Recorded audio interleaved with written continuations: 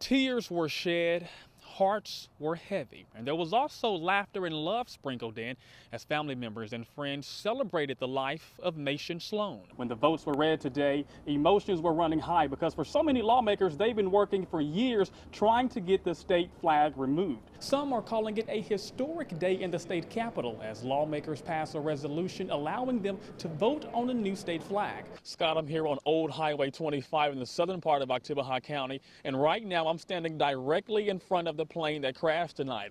Take a look at it here behind me. Yeah, Andrea, this is how things are looking out here on County Lake Road. As you can see behind me, the barricades are still up, and that's because the roads are still closed. Some are calling for the removal of this Confederate statue that sits outside the Lowndes County Courthouse. However, some supervisors think the statue should stay exactly where it's at. In 2019, the Mississippi University for Women saw a roughly 3.8% increase in enrollment.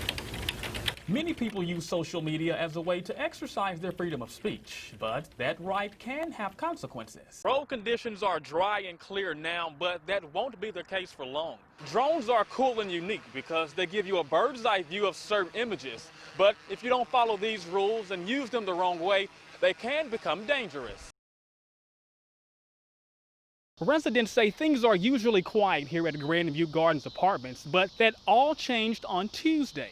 Officers spent several hours investigating a fatal officer-involved shooting here at this complex. We're like, pow! That gunshot is what woke Anthony Peck out of his sleep on Tuesday. Peck lives at Grandview Gardens, right next to where the alleged fatal officer-involved shooting took place. I was laying down in my room and I heard a gunshot, and so I ran to my sister's room and got her, and then we both ran outside, and she called his sister and told her that they shot their brother. Family members confirm Wallace Wilder is the suspect who was shot and killed in the incident. Sources tell WCBI investigators were initially called out to the apartment complex to serve a mental evaluation. When they arrived, we're told Wilder refused to let them inside his home, so investigators then had to force their way in. I seen a lot of police over there at their house trying to get in. They were throwing benches down and stuff. When deputies entered the home, the suspect allegedly had a knife and was threatening the officers. Sources tell us investigators eventually shot Wilder. The Gordo man was then rushed to a Tuscaloosa hospital where he later died. The day was a tragic time for me, just to find out my cousin was shot. Regardless of what he had, it's different ways that this situation could have been handled. Like a gunshot, son of mass, 4 to 5 times, whether it's 1 or 5 times, it's a different way to do it. Not have to shoot this man 4 or 5 times. I mean, it's just sad. I hate that it's had to hit so close to home. Family members admit Wilder did have mental health issues, but they say he was taking his medicine. Now, as loved ones try to cope with this tragedy. He liked to make you laugh, man, and he was a father, a great uncle, a loving brother. They say they're still having a hard time coming to grips with what happened. They say investigators are staying tight-lipped about the exact details. Now they want answers. Nice man, he don't bother nobody or nothing. He always stay to himself, so I really want to know why they shot him. Deep down, man, I'm hurting, and I just don't understand it. Multiple agencies, including the Pickens County Sheriff's Department, as well as the Reform and Gordo Police Departments, were out here investigating this shooting. This incident is now in the hands of the State Bureau of Investigation. Reporting in Gordo, Alabama, Quentin Smith, WCBI News. The Confederate emblem has been featured on the Mississippi state flag for more than 100 years, but after a decisive vote by both the House and the Senate, that could soon be changing. Inside the House chamber, this historic vote was passed. Over 91 yeas and 23 nays, the bill passes. It's the vote to pass a bill adopting a new state flag. What it does, a decision that brought tears to Representative Robert Johnson III. See, for years, he's been fighting to have the state flag removed. I knew we could not continue to operate under the negative pall of that flag. I knew we couldn't do that. I knew the state couldn't prosper or exist. Soon after the House made its decision, it was the Senate's turn. After a lengthy debate, they also passed that same bill to retire the current state flag. 5 voted, 37 to 14, the bill passes. I had no idea that we would be standing at this point today, especially back in January earlier this year. We want Mississippi to have a heart and a soul, and today she had one. While many state leaders are happy with the way the votes turned out, other lawmakers have different opinions. They believe the people should have been in charge of voting to determine whether the state flag is removed.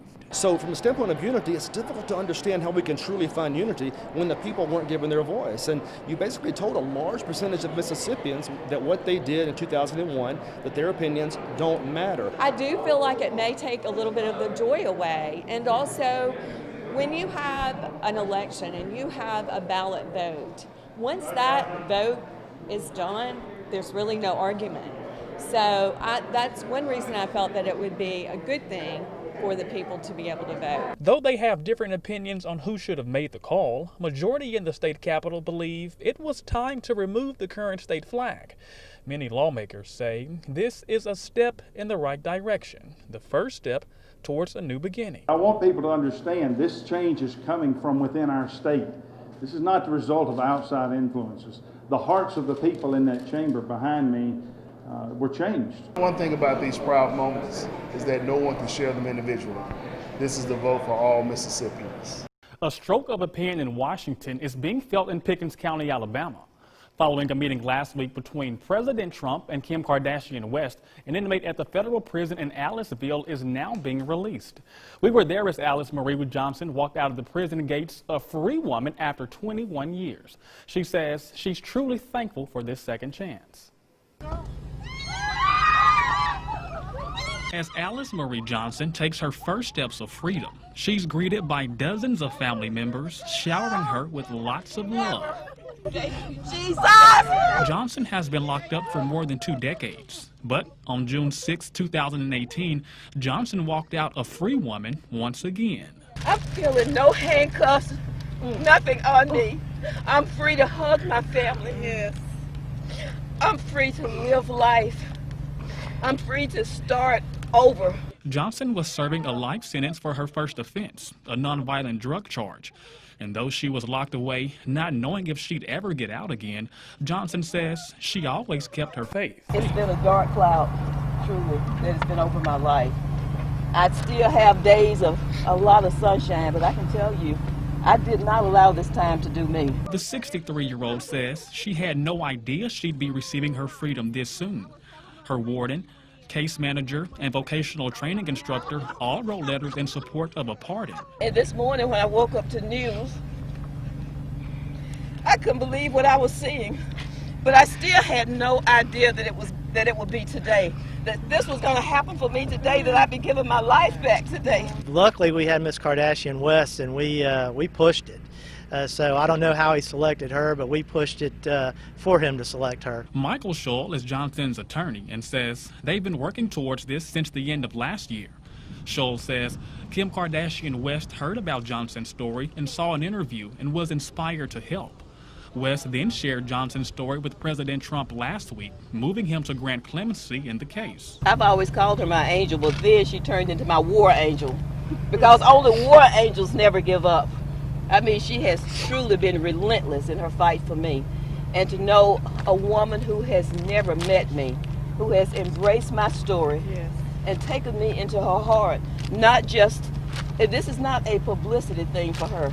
Kim told me when she left that White House meeting that no matter how this turns out, that she will never stop fighting for me until I come home.